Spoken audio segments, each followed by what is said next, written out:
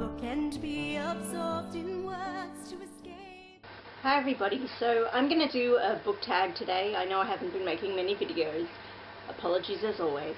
I'm going to do a tag that's been around for some time now. It's the Sick/Ill book tag, and it's quite clever, and I thought, hey, I'll do that one. It seems like it could be fun. So yes, I'm going to do both YA and adult fiction answers to these questions because I don't like to limit my option to just one age bracket, and I also just always like giving myself more options in general, so yeah, bending the rules a tiny bit. The first one is Diabetes, a book that was too sweet, like really sweet. You'll probably have a chuckle at this one because my adult selection is The Sugar Queen by Sarah Addison Allen. It's a lovely book. It's certainly very cute at times, and I didn't just pick it because it fitted in thematically. For my YA choice, I wanted to pick Dash and Lily's Book of Dares. I don't have that here physically to hold up, and if I can't pick that one because I don't have it here, then I'd certainly have to say Stephanie Perkins stuff, so Lola and the Boy Next Door, because again, my copy of Anna and the French Kiss isn't here. These books are, they're still enjoyable reads, they're just very cute. Okay, Chickenpox, a book you've read once and will never pick up again. That does apply to an awful lot of books, but I've recently done a culling of my bookshelves a bit and taken away a lot of books I was sent for review copies and stuff, especially unsolicited review copies, and I'm giving them away because I know that, especially if they were ones I didn't enjoy very much, there's no point really them sitting on my bookshelves. So a lot of those books could have been the answers to these questions, but yeah. In the adult section, I don't think I'll read my Dan Brown stuff again, but I've still kept the Da Vinci Code and Angels and Demons because they're just a one-read, fun, like pseudo-intellectual, but they're fun because of that reason, but I don't think I'd ever want to reread them. My YA pick, which I'm sure a lot of people will find horrible and mortifying that I will say this, but Shatter Me by Tahira Mafi, just because the writing style, I couldn't stomach it, and it got just too much for me, so I don't think I'd be able to go through that again. Question number 3, Influenza, a contagious book that spreads like a virus. This one was certainly spreading around a lot at the time of its release, and then especially with the film adaptation when it happened, but The Time Traveler's Wife by Audrey Niffenegger, a few years ago this was all I was hearing about for quite a while, so that resulted of course in my purchasing it and reading it. And I've read it twice now, and I do enjoy it. I do like this book. But yes, it was certainly really popular at the time of its release. A book that I myself am currently pimping out and trying to get to spread like a virus is Jacqueline Moriarty's A Corner of White, which is sort of funny because it hasn't had an international release yet. It's not getting one till April, I believe, but it's released here in Australia. So I'm just trying to get the word out there and spread it around, and I'm going a bit crazy with it, but it's just because I enjoyed it so much and I highly recommend it. And of course another series of books that I also pimp out whenever I can, Marion DePier's The Night Creatures trilogy. This is Shine Light, the 3rd installment, and I certainly try to pimp those out a great deal whenever I'm able. Question number 4 is The Cycle, a book you've read once every month, year, or just very often. My answer, well, one of my answers will certainly come as no surprise to anybody, but it is Anne of Green Gables, namely the first book, but I've read the first 3 books several times. Certainly this one though, because it's very all beat up and yellowing and falling apart and held together with sticky tape, and I don't care, I love it for that reason. I've read The Hobbit by Tolkien 3 times maybe, which for me is a lot. I'm not a huge rereader, so 3 times, especially for a Tolkien work, is a lot for me. So, and Jane Eyre by Charlotte Bronte I've read 3 times maybe. Again, big deal, especially since it's a classic. Big deal for me to reread anything really, so yeah.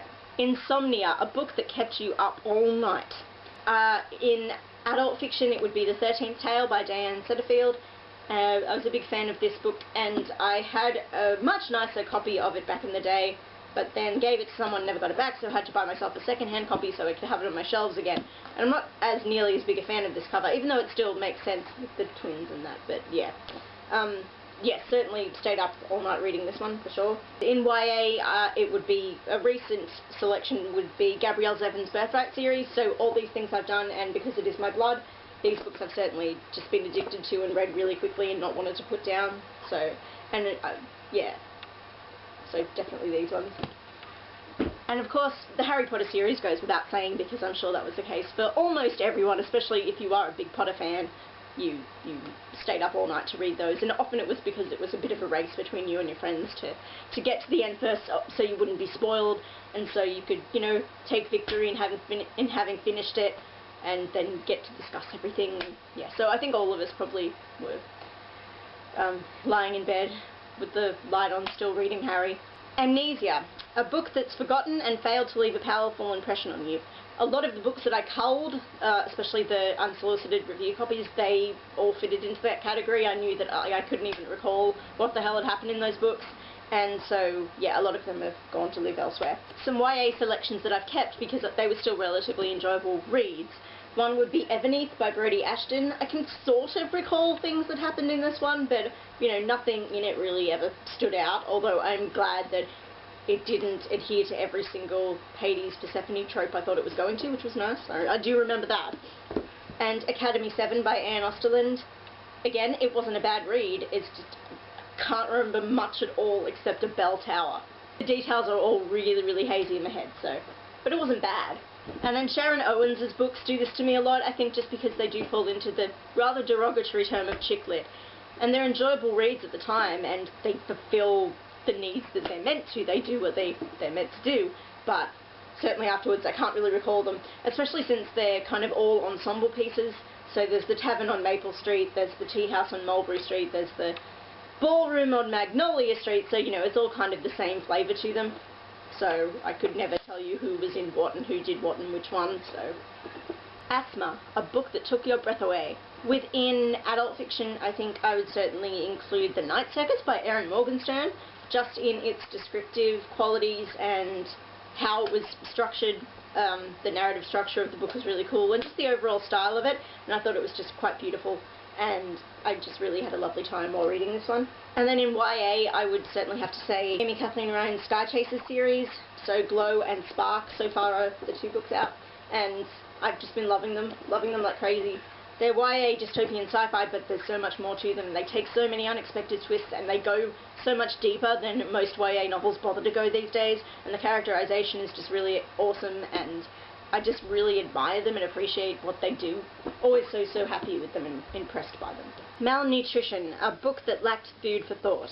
Certainly a recent read in YA would be Cruel by Jennifer Albin, and I've discussed this with Misty several times now. We just both felt that there could have been much more achieved and explored and navigated in this book, especially given the world that was established and the kind of parameters that were set. I just thought so much more could have been done with it, and it didn't really happen at all, so that Cruel's definitely one. And then, even though I know I shouldn't criticise these books for this reason, because it's kind of the point of them, but Nicholas Sparks' books, I know that they're mainly just considered by many people to be sort of holiday reads, but yet they have a really loyal and really strong fan base for what they are. And I can still appreciate them as being, you know, romantic reads, but usually there's just not enough characterization and meaty material in there for me. But that's not to say I still don't, you know, enjoy them for what they are. Travel Sickness, a book that took you on a journey through space or time or to a specific location. Well, a specific location one for me would be, even though I'm only halfway through it still, would be The Shadow of the Wind by Carlos Ruiz Zafron, and it's the first book in the Cemetery of Forgotten Books series, which, if you've seen recent hauls, you know I'm building up that collection. And I just feel this is just a really exact yet idealized portrait of Barcelona in the 40s and Spain in that time. But it takes you specifically to really interesting locations and different bookstores and stuff, and it feels really authentic and tangible, like you're really there, and I love it for that. It's great. And for YA, I would certainly pick the Christian Cashaw's Seven Kingdoms series, Graceling, Fire, and the final one, Bitterblue. I just felt very connected to the locations there, but also just to all the characters. I felt like I knew them quite well, and I understood all their relationships, and it felt like kind of coming home, especially in this book, in the final one.